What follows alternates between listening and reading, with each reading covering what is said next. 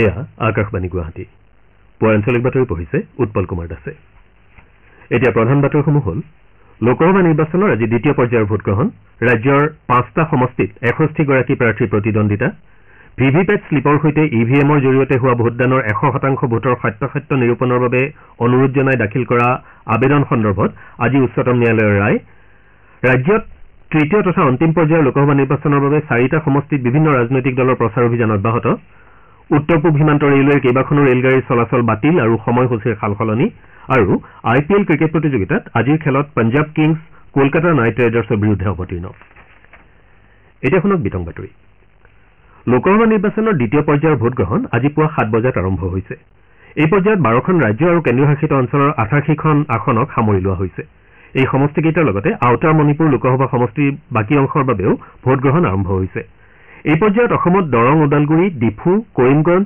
শিলচৰ আৰু নগাঁও সমষ্টিৰ বাবে ভোটগ্ৰহণ আৰম্ভ হৈছে শিলচৰ সংসদীয় সমষ্টিৰ বিজেপি প্ৰাৰ্থী পৰিমল শুক্লবৈদ্যই আজি পুৱাৰ ভাগতে সমষ্টিটোৰ ধলাইত ভোটৰ অধিকাৰ সাব্যস্ত কৰে নগাঁও লোকসভা সমষ্টিৰ কংগ্ৰেছ প্ৰাৰ্থী প্ৰদ্যুৎ বৰদলৈয়ে মৰিকলং উচ্চ মাধ্যমিক বিদ্যালয়ত আৰু বিজেপিৰ ৰাজ্যিক সভাপতি ভৱেশ কলিতাই বেজেৰাত ভোটদান কৰে আনহাতে মৰিগাঁও সমষ্টিৰ বিধায়ক ৰমাকান্ত দেউৰীয়ে বটদ্ৰৱাৰ দেওৰাবৰী প্ৰাথমিক বিদ্যালয়ত আজি পুৱাৰ ভাগত ভোটদান কৰে আজি ভোটগ্ৰহণ অনুষ্ঠিত সমষ্টিকেইটাৰ অন্তৰ্গত জিলাসমূহৰ প্ৰশাসন আৰু নিৰ্বাচন বিভাগসমূহে ভোটগ্ৰহণ প্ৰক্ৰিয়া স্বচ্ছ শান্তিপূৰ্ণ আৰু নিয়াৰিকৈ সম্পন্ন কৰাৰ বাবে কাৰ্যকৰী ব্যৱস্থা গ্ৰহণ কৰিছে ভোটগ্ৰহণ কেন্দ্ৰসমূহত পৰ্যাপ্ত সুৰক্ষা কৰ্মী নিয়োগ কৰাৰ লগতে স্পৰ্শকাতৰ হিচাপে চিহ্নিত ভোটকেন্দ্ৰসমূহত সুৰক্ষা ব্যৱস্থা অধিক কটকটীয়া কৰি তোলা হৈছে তদুপৰি প্ৰতিটো ভোটগ্ৰহণ কেন্দ্ৰত ভোটদানৰ সময়ত ভোটদাতাসকলৰ সুবিধা হোৱাকৈ বিভিন্ন ব্যৱস্থা গ্ৰহণ কৰা হৈছে বিশেষকৈ দিব্যাংগ ভোটদাতাৰ বাবে ৰেম্প প্ৰসূতি মাতৃসকলৰ বাবে শিশুক দুগ্ধপান কক্ষৰ ব্যৱস্থা খোৱাপানী শৌচাগাৰ আৰু বিদ্যুৎ যোগানকে ধৰি সকলো ব্যৱস্থা গ্ৰহণ কৰা হৈছে অসম আৰক্ষীৰ সূত্ৰই প্ৰকাশ কৰা মতে অতি স্পৰ্শকাতৰ হিচাপে বিবেচিত ভোটকেন্দ্ৰসমূহত অৰ্ধসামৰিক বাহিনীৰ জোৱানক সুৰক্ষাৰ দায়িত্ব অৰ্পণ কৰা হৈছে আৰু 4745টা ভোটকেন্দ্ৰত ৱেব কাষ্টিঙৰ ব্যৱস্থা কৰাৰ লগতে মাইক্ৰ অবজাৰ্ভাৰ নিয়োগ কৰা হৈছে ইপিনে নিৰ্বাচনৰ সময়ছোৱাত সীমান্ত অঞ্চলত সুৰক্ষাৰ দিশটোত বিশেষ গুৰুত্ব আৰোপ কৰি ৰাজ্যখনৰ আন্তঃৰাজ্যিক আৰু আন্তঃৰাষ্ট্ৰীয় সীমান্তসমূহ ছীল কৰি দিয়া হৈছে এই সময়ছোৱাত অঞ্চলসমূহত জনসাধাৰণৰ আহ-যাহ নিষিদ্ধ কৰাৰ লগতে যিকোনো কুটাঘাতমূলক কাৰ্যকলাপ প্ৰতিৰোধ কৰাৰ বাবে চোকা দৃষ্টি ৰখা হৈছে ৰাজ্যৰ মুখ্য নিৰ্বাচনী বিষয়া অনুৰাগ গোৱেলে কালি এখন সংবাদমেলত কয় যে দ্বিতীয় পৰ্যায়ত আজি ৰাজ্যখনৰ 5টা সমষ্টিৰ অন্তৰ্গত 9133টা ভোটগ্ৰহণ কেন্দ্ৰত 77 লাখৰো অধিক ভোটদাতাই গণতান্ত্ৰিক অধিকাৰ সাব্যস্ত কৰাৰ সুযোগ লাভ কৰিছে একেদৰে 86548 গৰাকী বিশেষভাৱে সক্ষম ভোটদাতাই এই পৰ্যায়ত ভোটৰ অধিকাৰ সাব্যস্ত কৰাৰ সুযোগ লাভ কৰিছে দ্বিতীয় পৰ্যায়ত ভোটদাতাসকলৰ ভিতৰত 15683 গৰাকী দৃষ্টিহীন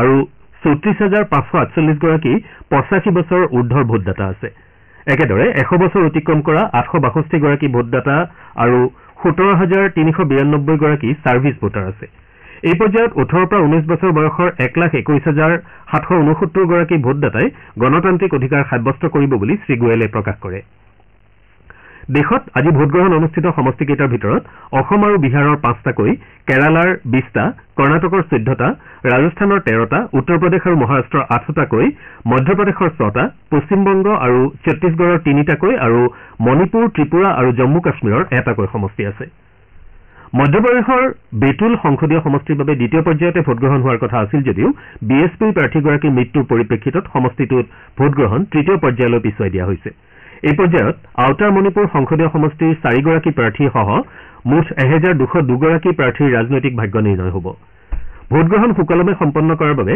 1,67,000 ভোটগ্ৰহণ কেন্দ্ৰৰ ব্যৱস্থা কৰা হৈছে আৰু 16 লাখৰো অধিক নিৰ্বাচনী বিষয়াক নিয়োজিত কৰা হৈছে এই পৰ্যায়ত প্ৰতিদ্বন্দ্বিতা আগবঢ়োৱা আগশাৰীৰ নেতাসকলৰ ভিতৰত কংগ্ৰেছৰ ৰাহুল গান্ধী চিপিআইৰ এনি ৰাজা কেন্দ্ৰীয় মন্ত্ৰী ৰাজীৱ চন্দ্ৰশেখৰ কংগ্ৰেছ নেতা শশী থাৰুৰ বিজেপিৰ তেজস্বী সূৰ্য হেমা মালিনী অৰুণ গোভিল কৰ্ণাটকৰ প্ৰাক্তন মুখ্যমন্ত্ৰী এইচ.ডি. কুমাৰস্বামী বিজেপিৰ দিলীপ শইকীয়া পৰিমল শুক্লবৈদ্য আৰু কংগ্ৰেছৰ প্ৰদ্যুৎ বৰদলৈ অন্যতম উচ্চতম ন্যায়ালয়ে ভিভিপেট শ্লিপৰ সৈতে ইভিএমৰ জৰিয়তে হোৱা ভোটদানৰ 100% ভোটৰ সত্যাসত্য নিৰূপণৰ বাবে অনুৰোধ জনাই দাখিল কৰা কেইবাখনো আবেদন সন্দৰ্ভত আজি ৰায় প্ৰদান কৰিব ন্যায়াধীশ সঞ্জীৱ খান্না আৰু ন্যায়াধীশ দীপাংকৰ দত্তাক লৈ গঠিত এখন বিচাৰপীঠে যোৱা 18 এপ্ৰিলত দুদিনজোৰা ব্যাপক শুনানিৰ অন্তত গণতান্ত্ৰিক সংস্কাৰ সংস্থাকে ধৰি বিভিন্ন পক্ষই দাখিল কৰা কেইবাখনো আবেদন সন্দৰ্ভত ৰায় সুৰক্ষিত ৰাখিছিল 18 এপ্ৰিলত বিষয়টোৰ শুনানি সম্পন্ন হোৱাৰ পাছত 24 এপ্ৰিললৈ ৰায়দান সুৰক্ষিত ৰখা হৈছিল। যোৱা 24 এপ্ৰিলত আদালতে ৰায়দান স্থগিত ৰাখে আৰু কেতবোৰ গুৰুত্বপূৰ্ণ বিষয় সন্দৰ্ভত নিৰ্বাচন আয়োগৰ পৰা অধিক স্পষ্টীকৰণ বিচাৰে। শুনানিৰ সময়ত বিচাৰপীঠখনে EVM আৰু VVPATৰ কাম কাজ আৰু ইয়াৰ সুৰক্ষা ব্যৱস্থাক লৈ নিৰ্বাচন আয়োগক কেইবাটাও প্ৰশ্ন সোধে। ন্যায়াধীশ খান্নাই নিয়ন্ত্ৰণ গোট অথবা VVPATত মাইক্ৰ কণ্ট্ৰলাৰ স্থাপন কৰা আছে নে নাই সেই কথা স্পষ্ট কৰিবলৈ নিৰ্বাচন আয়োগক নিৰ্দেশ দিয়ে। ন্যায়াধীশ খান্না আৰু ন্যায়াধীশ দত্তাই আজি বিষয়টো সন্দৰ্ভত সুকীয়াকৈ ৰায়দান কৰিব। ৰাজ্যত হ'বলগীয়া তৃতীয় তথা অন্তিম পৰ্যায়ৰ লোকসভা নিৰ্বাচনৰ বাবে বাকী 4টা সমষ্টিত বিভিন্ন ৰাজনৈতিক দলৰ প্ৰচাৰ অভিযান অব্যাহত আছে। বাক্সা জিলাৰ বাৰেংগাবাৰীত কালি কেবিনেট মন্ত্ৰী ৰঞ্জিত কুমাৰ দাসে কোকৰাঝাৰ সমষ্টিৰ মিত্ৰজোঁটৰ প্ৰাৰ্থী জয়ন্ত বসুমতাৰীৰ হৈ প্ৰচাৰ সভাত অংশগ্ৰহণ কৰে। মন্ত্ৰীগৰাকীয়ে লগতে কাইলৈ বাৰেংগাবাৰী লাচিত ME স্কুলৰ খেলপথাৰত হ'বলগীয়া মুখ্যমন্ত্ৰী ডঃ হিমন্ত বিশ্ব শৰ্মাৰ জনসভাৰ প্ৰস্তুতিৰো বুজ লয়। ইপিনে কোকৰাঝাৰ সমষ্টিৰ বাবে অহা 7 মেত হ'বলগীয়া ভোটগ্ৰহণৰ বাবে প্ৰশাসনে সকলো প্ৰস্তুতি সম্পূৰ্ণ কৰি তুলিছে। BTRৰ দুটা মূল ৰাজনৈতিক দল BPF আৰু UPPLেও ভোটাৰ ৰাইজৰ মন আকৰ্ষণ কৰাৰ বাবে ভিন ভিন উপায়েৰে প্ৰচাৰ অভিযান চলাইছে। BTR প্ৰধান প্ৰমোদ বড়োৱে কালি বাক্সা জিলাৰ মুছলপুৰৰ সমীপৱৰ্তী সোৱণশ্ৰী গাঁৱত এখন জনসভাত ভাষণ দিয়ে। কংগ্ৰেছৰ ৰাষ্ট্ৰীয় সভাপতি মল্লিকাৰ্জুন খাৰ্গে কাইলৈ অসমলৈ আহিব। প্ৰদেশ কংগ্ৰেছৰ সভাপতি ভূপেন বৰাই এই কথা সদৰি কৰে। ৰাষ্ট্ৰীয় সভাপতিগৰাকীয়ে বৰপেটাৰ কংগ্ৰেছ প্ৰাৰ্থী দীপ বায়নৰ হৈ নিৰ্বাচনী প্ৰচাৰ চলোৱাৰ লগতে গুৱাহাটীত এখন সংবাদ মেলত অংশগ্ৰহণ কৰিব। লোকসভা নিৰ্বাচনৰ 4ৰ্থ পৰ্যায়ৰ বাবে দাখিল কৰা মনোনয়ন পত্ৰসমূহ আজি পৰীক্ষা কৰা হ'ব। এই পৰ্যায়ৰ বাবে কালি মনোনয়ন পত্ৰ দাখিলৰ অন্তিম দিন আছিল। ইচ্ছুক প্ৰাৰ্থীসকলে 29 এপ্ৰিললৈকে মনোনয়ন প্ৰত্যাহাৰ কৰিব পাৰিব। এই পৰ্যায়ত দেশৰ 9খন ৰাজ্য আৰু কেন্দ্ৰীয় শাসিত অঞ্চলৰ 96টা সংসদীয় সমষ্টিৰ বাবে 13 মেত ভোটগ্ৰহণ কৰা হ'ব। লোকসভা নিৰ্বাচনৰ 5ম পৰ্যায়ৰ বাবে আজি অধিসূচনা জাৰি কৰা হ'ব। এই পৰ্যায়ত 6খন ৰাজ্য আৰু 2টা কেন্দ্ৰীয় শাসিত অঞ্চলৰ 49টা সমষ্টিৰ বাবে ভোটগ্ৰহণ কৰা হ'ব। এই পৰ্যায়ৰ বাবে 3 মে মনোনয়ন দাখিলৰ অন্তিম দিন ধাৰ্য কৰা হৈছে আৰু 20 মেত ভোটগ্ৰহণ কৰা হ'ব। আপোনালোকে আঞ্চলিক বাতৰি শুনিছে আকাশবাণী গুৱাহাটী কেন্দ্ৰৰ পৰা। লামডিং মণ্ডলৰ অধীনস্থ জাতিংগা লামপুৰ আৰু নিউ হাৰাংগাজাও ৰেল ষ্টেচনৰ মাজত এখন মালবাহী ৰেলগাড়ীৰ ইঞ্জিন ৰেলপথৰ পৰা বাগৰি পৰাৰ পৰিপ্ৰেক্ষিতত উত্তৰ পূব সীমান্ত ৰেলৱেৰ কেইখনমান ৰেলগাড়ীৰ চলাচলৰ ক্ষেত্ৰত সূচীৰ সালসলনি ঘটোৱা হৈছে। ইয়াৰে কেইখনমান ৰেলগাড়ীৰ যাত্ৰা বাতিল আৰু আন কেইখনমানৰ আংশিকভাৱে বাতিল কৰাৰো সিদ্ধান্ত লোৱা হৈছে বুলি এখন বিভাগীয় প্ৰেছ বিজ্ঞপ্তিত প্ৰকাশ কৰা হৈছে। সেই অনুসৰি আগৰতলা গুৱাহাটী বিশেষ ৰেলগাড়ীৰ কালিৰ যাত্ৰাৰ লগতে গুৱাহাটী শিলচৰ এক্সপ্ৰেছ আৰু গুৱাহাটী আগৰতলা বিশেষ ৰেলগাড়ীখনৰ আজিৰ যাত্ৰা, শিয়ালদহ আগৰতলা কাঞ্চনজংঘা এক্সপ্ৰেছৰ কাইলৈ, LTT আগৰতলা এক্সপ্ৰেছৰ 28 এপ্ৰিলৰ আৰু ফিৰোজপুৰ আগৰতলা এক্সপ্ৰেছ ৰেলগাড়ীখনৰ অহা 29 এপ্ৰিলৰ নিৰ্ধাৰিত যাত্ৰা বাতিল কৰা হৈছে।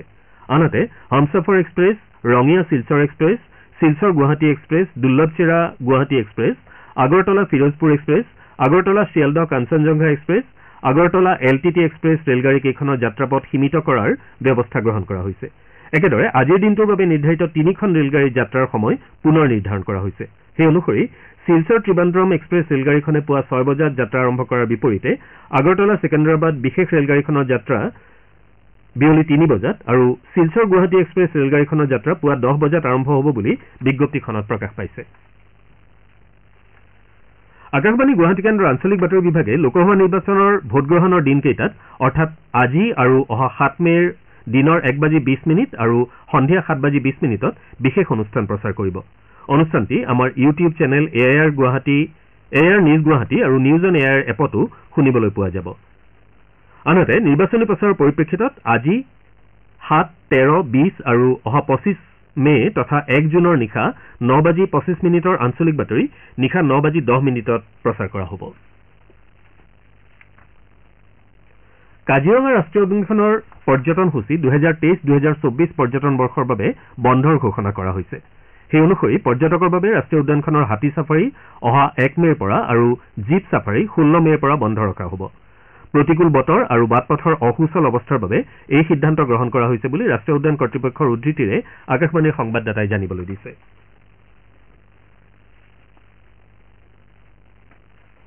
মাজুলীৰ জিলা আয়ুক্ত কাৰ্যালয়ৰ সভাকক্ষত কালি জিলা উন্নয়ন সমিতিৰ এখন বৈঠক অনুষ্ঠিত হয়।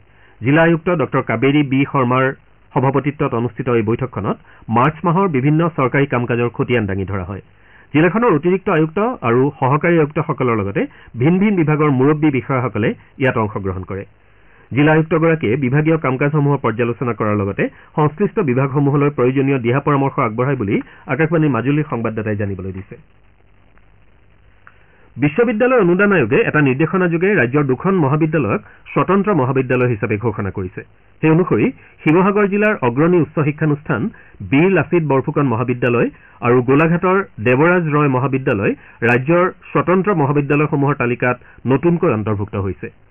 আয়োগে এই সন্দৰ্ভত ডিব্ৰুগড় বিশ্ববিদ্যালয়ৰ পঞ্জীয়কলৈ নিৰ্দেশনা পত্ৰ প্ৰেৰণ কৰিছে। ৰাষ্ট্ৰীয় আইন সেৱা প্ৰাধিকৰণৰ নিৰ্দেশ মৰ্মে মাজুলী জিলা আইন সেৱা প্ৰাধিকৰণৰ উদ্যোগত জিলাখনত অহা 15 মেত লোক আদালতৰ আয়োজন কৰা হৈছে। তদুপৰি যোৱা 10 এপ্ৰিলৰ পৰা 10 মেলৈকে মাজুলীৰ প্ৰাক ৰাষ্ট্ৰীয় লোক আদালতৰ ব্যৱস্থা কৰা হৈছে। যিসকল লোকে বৰ্তমানলৈকে প্ৰাক ৰাষ্ট্ৰীয় লোক আদালতত ভাগ লোৱা নাই তেওঁলোকৰ বিভিন্ন আপোচযোগ্য ফৌজদাৰী গোচৰ, বিবাহজনিত গোচৰ, চেক বাউন্স, যান বাহন আইন 1988 অধীনৰ গোচৰ, বেংকৰ ঋণ আদায়, বিজুলী বিল আদায় সম্বন্ধীয় প্ৰাক মোকৰ্দমা গোচৰসমূহ ৰাষ্ট্ৰীয় লোক আদালতত মীমাংসাৰ বাবে লোৱা হৈছে। খেলৰ বাতৰিত IPL ক্ৰিকেট প্ৰতিযোগিতাত আজি কলকাতাৰ ইডেন গাৰ্ডেন্সত হ'বলগীয়া এখন খেলত পঞ্জাৱ কিংছ কলকাতা নাইট ৰাইডাৰ্ছৰ বিৰুদ্ধে অৱতীৰ্ণ হ'ব। খেলখন সন্ধিয়া 7:30 বজাত আৰম্ভ হ'ব। ইপিনে যোৱা নিশা হায়দৰাবাদৰ ৰাজীৱ গান্ধী আন্তঃৰাষ্ট্ৰীয় ষ্টেডিয়ামত অনুষ্ঠিত এখন খেলত ৰয়েল চেলেঞ্জাৰ্ছ বাংগালুৰুৱে ছানৰাইজাৰ্ছ হায়দৰাবাদক 35 ৰানত পৰাস্ত কৰে। ছানৰাইজাৰ্ছ হায়দৰাবাদে 207 ৰানৰ লক্ষ্যৰে খেল আৰম্ভ কৰি নিৰ্ধাৰিত 20 অভাৰত 8টা উইকেট হেৰুৱাই 171 ৰানহে কৰিবলৈ সমৰ্থ হয়। হায়দৰাবাদৰ হৈ শ্বাহবাজ আহমেদ সৰ্বাধিক 40 ৰান কৰি অপৰাজিত হৈ ৰয়। ৰয়েল চেলেঞ্জাৰ্ছ বাংগালুৰুৰ হৈ কেমৰুন গ্ৰীণ, কৰ্ণ শৰ্মা আৰু স্বপ্নীল সিঙে 2টাকৈ উইকেট দখল কৰে। জছদয়াল আৰু উইল জেক্সে 1টাকৈ উইকেট লাভ কৰে। জছদয়াল ইয়াৰ পূৰ্বে ৰয়েল চেলেঞ্জাৰ্ছ বাংগালুৰুৱে প্ৰথমে বেট ধৰি নিৰ্ধাৰিত 20 অভাৰত 7 উইকেটৰ বিনিময়ত 206 ৰান কৰে। এতিয়া আজি গুৱাহাটীৰ পৰা প্ৰকাশিত দৈনিক বাতৰি কাকতৰ প্ৰথম পৃষ্ঠাৰ বাতৰিৰ চমু অৱলোকন আগবঢ়াইছে জিন্তি ৰাণী ডেকাই। আজি গুৱাহাটীৰ পৰা প্ৰকাশিত দৈনিক বাতৰি কাকতসমূহত কেইবাটাও বাতৰি গুৰুত্ব সহকাৰে প্ৰকাশ পাইছে। আজি দ্বিতীয় পৰ্যায়ৰ ভোট। ৰাজ্যৰ দৰং, ওদালগুৰি, ডিফু, নগাঁও, শিলচৰ আৰু কৰিমগঞ্জ সমষ্টিৰ ভোটাৰে আজি পুৱাৰে পৰা ভোট প্ৰদান কৰিছে। এই বাতৰিটো দৈনিক অসমকে ধৰি অন্যান্য কাকতবোৰেও প্ৰকাশ কৰিছে। চাকমা হাজং শৰণাৰ্থীৰ সংস্থাপন প্ৰসংগত কেন্দ্ৰীয় মন্ত্ৰী কিৰেণ ৰিজিজুৱে স্থিতি সলনি কৰিছে। এই সন্দৰ্ভত দৈনিক জনভূমিৰ লগতে অন্যান্য কাকতেও ভিন ভিন শিৰোনামেৰে বাতৰি প্ৰকাশ কৰিছে। জুবিন গাৰ্গক বৰ্জনৰ আহ্বান, সত্ৰ মহাসভাৰ শিৰোনামেৰে আমাৰ অসম কাকতে এটা বাতৰি প্ৰকাশ কৰিছে। মাজুলীত চিকিৎসকৰ অভাৱত ৰোগীৰ হাহাকাৰ শিৰোনামেৰে অসমীয়া প্ৰতিদিন কাকতে আন এটা বাতৰি প্ৰকাশ কৰিছে। নিৰ্বাচনী আচৰণবিধি ভংগৰ অভিযোগত কংগ্ৰেছ নেতা ৰাহুল গান্ধী আৰু প্ৰধানমন্ত্ৰী নৰেন্দ্ৰ মোদীলৈ নিৰ্বাচনী আয়োগৰ জাননী। এই বিষয়ে দৈনিক অগ্ৰদূত কাকতে এটা বাতৰি প্ৰকাশ কৰিছে। চাকমা হাজং শৰণাৰ্থীক অসমত সংস্থাপন দিয়াৰ ক্ষেত্ৰত গৃহমন্ত্ৰীৰে কোনো আলোচনা হোৱা নাই বুলি মুখ্যমন্ত্ৰী ডঃ হিমন্ত বিশ্ব শৰ্মাই স্পষ্ট কৰিছে। এই বাতৰি অসমীয়া খবৰ কাকতৰ। BPL ছাত্ৰ ছাত্ৰীৰ মাচুল বিনামূলীয়া কৰাৰ নিৰ্দেশ শিক্ষা বিভাগৰ শিৰোনামেৰে নিয়মীয়া বাৰ্তা কাকতে এটা বাতৰি প্ৰকাশ কৰিছে। অসম চুক্তি ৰূপায়ণৰ ক্ষেত্ৰত বিজেপি কংগ্ৰেছ দলে মৌনতা অৱলম্বন কৰিছে। দি আছাম ট্ৰিবিউন কাকতে BJP Congress silent on Assam accord implementation শিৰোনামেৰে বাতৰি প্ৰকাশ কৰিছে। আজি প্ৰকাশিত অন্যান্য বাতৰিৰ ভিতৰত আছে কম নম্বৰ লাভ কৰি উচ্চ পদত, ন্যায়িক তদন্তত উন্মোচিত কেলেংকাৰীৰ নতুন দিশ, নাগৰিকত্ব ৰক্ষাৰ বাবে ভোট দিব ন'মেনছলেণ্ডৰ বাসিন্দাই। এয়াই আছিল আজি গুৱাহাটীৰ পৰা প্ৰকাশিত বাতৰি কাকতসমূহৰ প্ৰথম পৃষ্ঠাৰ বাতৰিত চমু অৱলোকন। ধন্যবাদ জিন্তি ৰাণী। বাতৰি শেষ কৰাৰ আগতে প্ৰধান বাতৰি কেইটামান আকৌ এবাৰ। লোকসভা নিৰ্বাচনৰ আজি দ্বিতীয় পৰ্যায়ৰ ভোটগ্ৰহণ। ৰাজ্যৰ 5টা সমষ্টিত 61গৰাকী প্ৰাৰ্থীৰ প্ৰতিদ্বন্দ্বিতা। ভিভিপেট শ্লিপৰ সৈতে EVMৰ সৈতে হোৱা ভোটদানৰ 100% ভোটৰ সত্যাসত্য নিৰূপণৰ বাবে অনুৰোধ জনাই দাখিল কৰা আবেদন সন্দৰ্ভত আজি উচ্চতম ন্যায়ালয়ৰ ৰায়। ৰাজ্যত তৃতীয় তথা অন্তিম পৰ্যায়ৰ লোকসভা নিৰ্বাচনৰ বাবে 4টা সমষ্টিত বিভিন্ন ৰাজনৈতিক দলৰ প্ৰচাৰ অভিযান অব্যাহত। উত্তৰ পূব সীমান্ত ৰেলৱেৰ কেইবাখনো ৰেলগাড়ীৰ চলাচল বাতিল আৰু সময়সূচীৰ সালসলনি। আৰু IPL ক্ৰিকেট প্ৰতিযোগিতাত আজিৰ খেলত পঞ্জাৱ কিংছ কলকাতা নাইট ৰাইডাৰ্ছৰ বিৰুদ্ধে অৱতীৰ্ণ। আমাৰ পুৱাৰ আঞ্চলিক বাতৰি ইমানতে শেষ হ'ল। নমস্কাৰ।